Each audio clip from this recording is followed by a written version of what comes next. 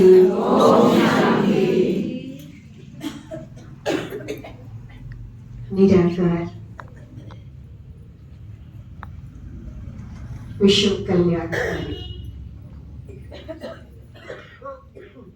परम पिता परमात्मा शिव की अति प्यारे संतान स्मालिका फुलवारी के रूहे गुलाब नूरे रतन प्यारे भाइयों और बहनों, आज का दिन हमारी मीठी प्यारी सखी शील बहन को समर्पित है।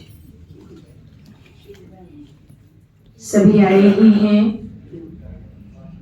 अपने अपने श्रद्धा सुमन उस बेहद प्यारी बहन को, मीठी बहन को अर्पित करने के लिए।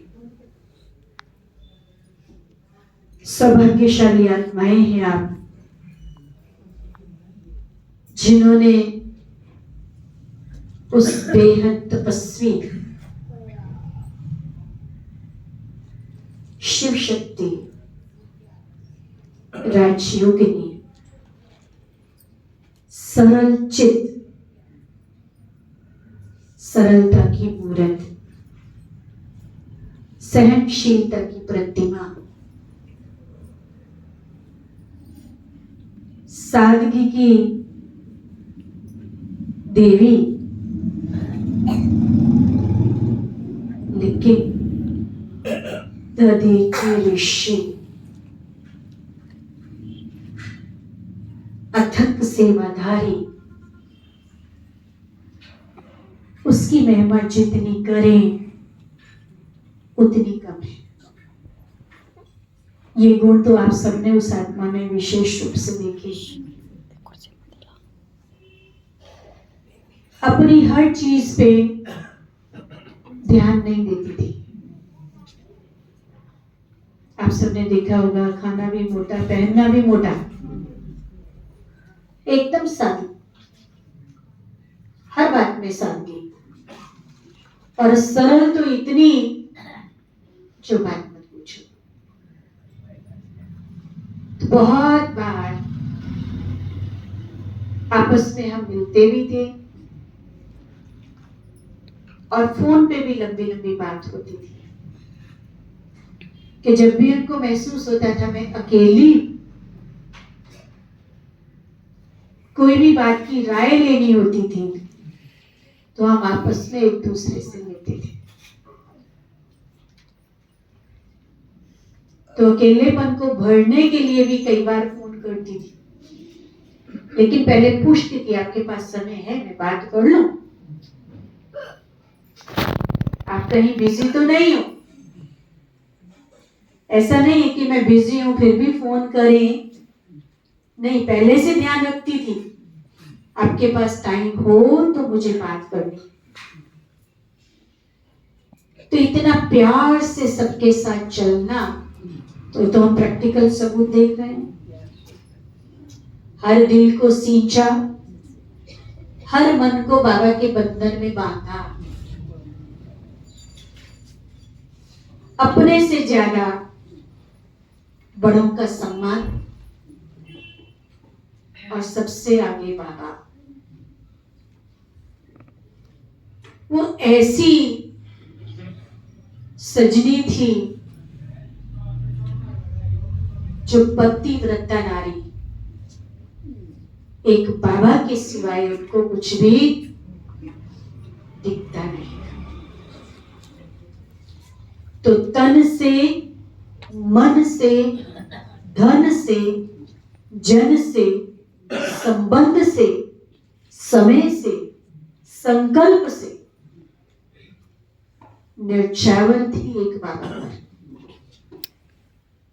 तो आप सबने प्रैक्टिकल सबूत देखा ना?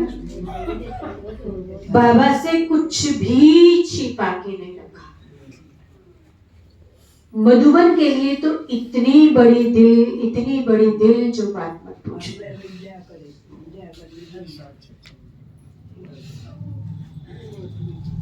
पहले बाबा, आगे बाबा, पीछे भी बाबा खड़ा है। सब जगह बाबा बाबा बाबा बाबा ही दिखता था और कुछ भी उस आत्मा को दिखाई नहीं देता।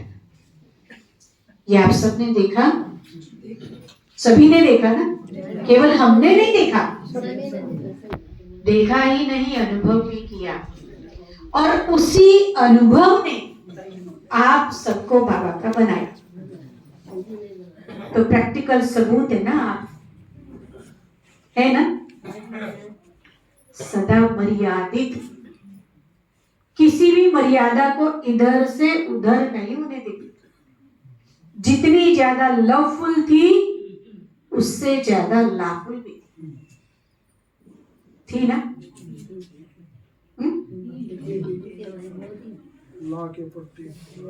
लाफुल भी बहुत थी। ऐसा नहीं कि लव में आके लॉ को तोड़ दे, समझौता नहीं करती थी। मर्यादा है तो पूरी पक्की मर्यादा संपन्न। जैसे श्री कृष्ण के लिए कहते हैं ना, 16 कला संपूर्ण सर्वगुण संपन्न मर्यादा पुरुषोत्तम। तो ऐसे ही हमारी शील बहन हर मर्यादा को पालन करने वाली और सबको मर्यादा पालन करना सिखाने वाली। तो आप सबको मर्यादाएं सिखाई ना, सभी ने सीखी ना, सीख करके तो आप सब आगे बढ़ रहे हैं। आज भी उन मर्यादाओं पे चल रहे हैं और जिस समय कोई मर्यादा ऊपर नीचे होती दिखती है तो उनको याद भी करते हैं। शील दीदी तो ऐसा नहीं करती थी। आता है ना मन में? आता है? हमारी दीदी ने तो कभी ऐसा हमको करके नहीं सिखाया। ख्याल चलता है क्योंकि देखा जाए साकार बाबा का जमाना कुछ और था। बाबा के समय तपस्या तपस्या तपस्या, लेकिन साथ साथ पालना बड़े दिल की, खुले दिल की। बाबा के बाद जब दादियों का जमाना आया तो वो जमाना कुछ और था,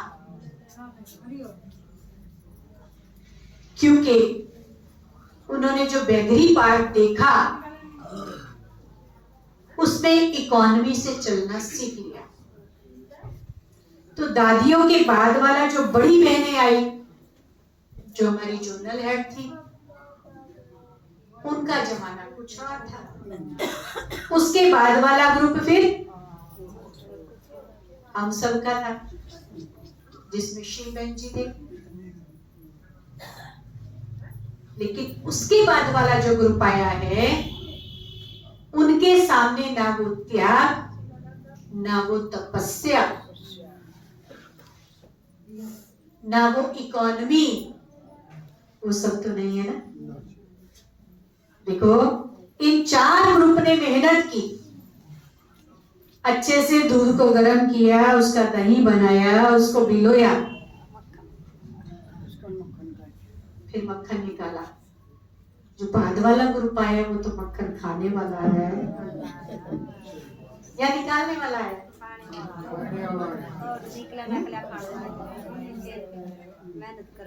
तो अगर हम सोचें जो हमारी पुरानी बहनों ने किया, आज वाली बहन भी वही करें, ऐसा हो सकता है क्या? संभव है?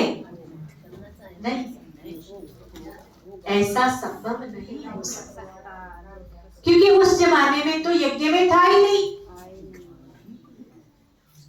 तो ज्यादा खर्च कैसे करेंगे? फालतू खर्चे का मतलब ही नहीं था। लेकिन हमारी श्रीबेन के साथ तो ऐसा भी नहीं था। वो तो स्वयं कमाती थी, खुली दिल से उनके हाथ में आता भी था, लेकिन फिर भी उन्होंने कभी बाबा की पाई पाई को व्यर्थ नहीं जाने दिया। जोड़ जोड़ के आप सबके लिए ये सतयुगी महल बना दिया।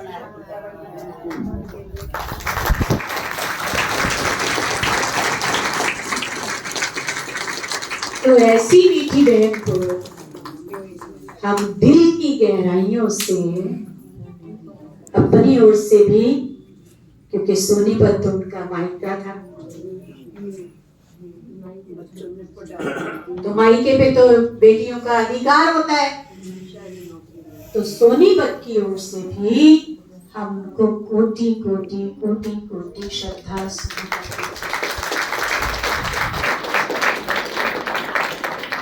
देखा जाए तो हम श्रद्धा सुमन देते किसको हैं? शरीर को तो दिए नहीं जाते, वो तो हम अपने हाथ से ही स्फूर्ति अग्नि करके आते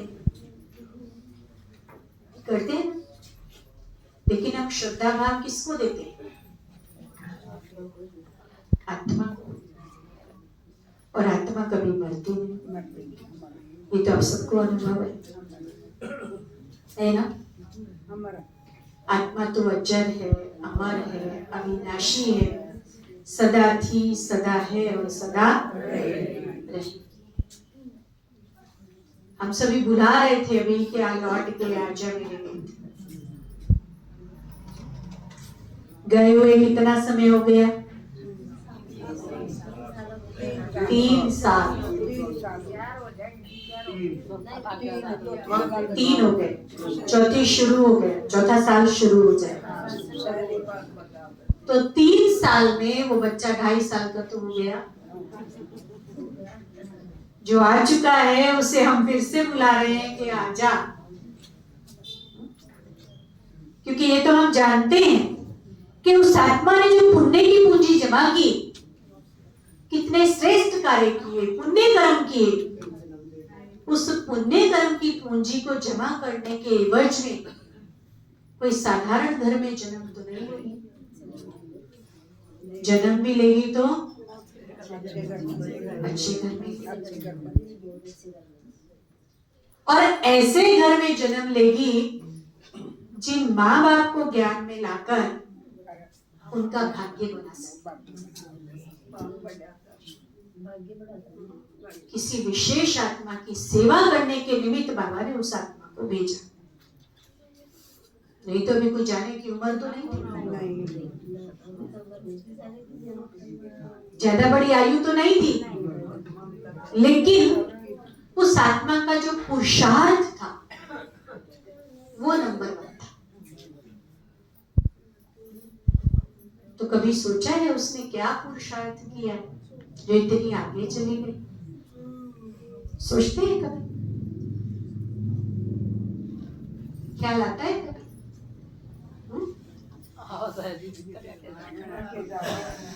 देखो बहुत रेयर केस में मिलता है, सब में नहीं मिलता है, क्योंकि हमने बहुत नजदीक से उनको देखा। मुझे याद है मैं उनको आज से नहीं लगभग 90 से जानती हूँ, क्योंकि 90 में एक बार मैं दादी जी के साथ, रुक्मणी दादी जी के साथ, तब मैं चोरी गार्डन में थी, तो रुक्मणी दादी जी के साथ हम कर्टन खरीदने के लिए आए थे। आशा दीदी थे, रुक्मणी दादी थे, तो मैं उनके साथ आई थी। तब वो वहीं रहते थे पानीपत में, सरला दीदी के साथ। मैं तब से बहुत नजदीक से देखा हुआ तो पहले भी था, मधुबन में मिलते थे, लेकिन तब से ज्यादा नजदीक से देखा। तो हमेशा से उनकी जो लगन थी, उनका जो बाबा से प्यार था, वो अटूट था। बाबा के सिवाय कोई दिखता नहीं, भले निभाती सबसे थी, ऐसा नहीं कि निभाती नहीं थी, निभाती वो सबसे थी, प्यार सबसे रखती थी, लेकिन सच्ची दिल एक के साथ। तो मस्तानी गोपी मुरली के बिना कभी नहीं रहती।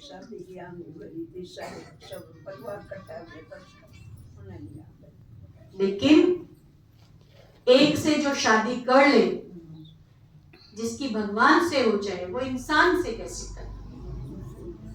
क्योंकि मनुष्य आत्मा क्या है? दुख देने वाली और धोखा देने वाली। एक बाबा ही है जो दुख और धोखे से हमें बचाने वाला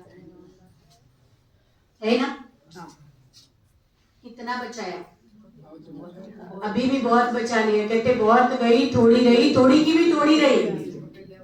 उसमें भी हम बाबा के बन गए, बाबा को अपना बना लिया, जीवन बाबा के हवाले कर दिया, तो सुखी हो गए ना? हो गए। तो शील दीदी ने क्या किया? मेरा एक बाबा, दूसरा न कोई। हम दुखी कब होते हैं? बेटा मेरा, पोता मेरा, बहू मेरी, पति मेरा, घर मेरा, दुकान मेरा, बिजनेस मेरा, मेरा मेरा कहते गए और मर गए। और शील दीदी ने क्या किया? सब कुछ तेरा तेरा तेरा तेरा तेरा तेरा तेरा कहते कहते कर गई। तो केवल इतना ही तो करना है। यहाँ में एक छोटी सी कहानी याद आती है। कहते हैं एक बार एक राजा बहुत दुखी हो गया, परेशान हो गया, मैं राज्य नहीं करना चाहता। तो जब राजा दुखी हो जाएगा, राज्य करना नहीं चाहेगा, तो क्या करेगा? राजा के ऊपर कौन? कुलगुरु। तो उन्होंने कुलगुरु को बुलाया और कहा, गुरुजी मैं इस राज्य से बहुत थक गया, तंग आ गया हूं, अब मैं ये राज्य नहीं करना चाहता, आप मुझे हल बताइए। तो गुरुजी ने कहा, ठीक है, आप राज्य करना नहीं चाहते तो ताज मुझे दे दीजिए, मैं संभाल लूंगा। तो उन्होंने ताज उतारा और गुरुजी को दे दिया।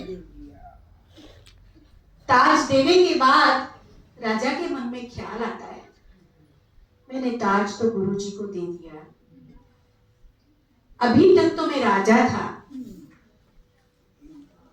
तो खजाने से अपने परिवार को पाल रहा था, अब जब ताज दे दिया तो खजाने से एक पाई को भी हाथ नहीं लगा सकता,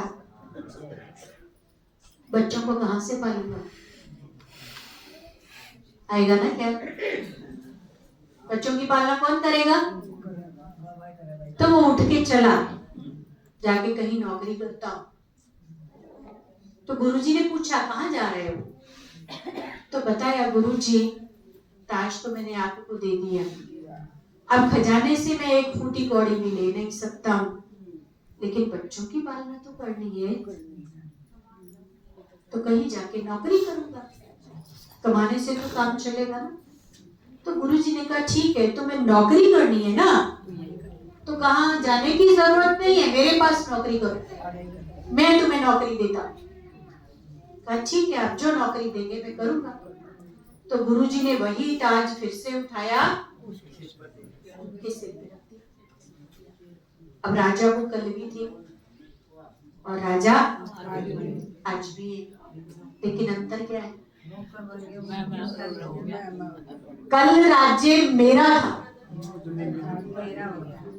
तो मेरे में है दुख, मेरे में है अशांति, मेरे में है परेशानी, मेरे में है धोखा, मेरे में है वैमन से नफरत, भय, चिंता। लेकिन आज राज्य तेरा है, मेरा नहीं है, आज राज्य गुरुजी का है। तब जब राज्य गुरुजी का हो गया तो फिर मुझे कोई दुख है? तो इसलिए आज से क्या करना है? बाबा ये बच्चे भी तेरे, ये पति भी तेरा, ये घर भी तेरा, ये सब कुछ तेरा।